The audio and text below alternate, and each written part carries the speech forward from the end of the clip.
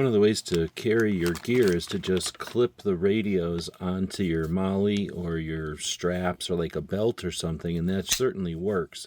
It can often like pull on your clip quite a bit depending on how your gear is, and really that's about the only disadvantage.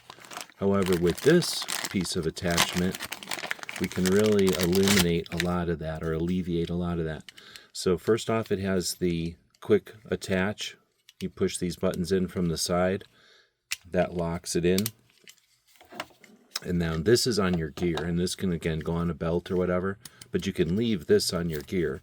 It has a shock cord here, a little 550. Looks like, depending on what kind of clip you have, you also have this little piece of foam that's adhesive.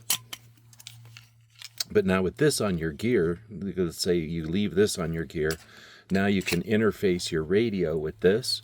The shock cord, the elastic cord here, can come up and grab onto your radio. Easy enough to pull that tab down, take your radio if you need it, get it right back on.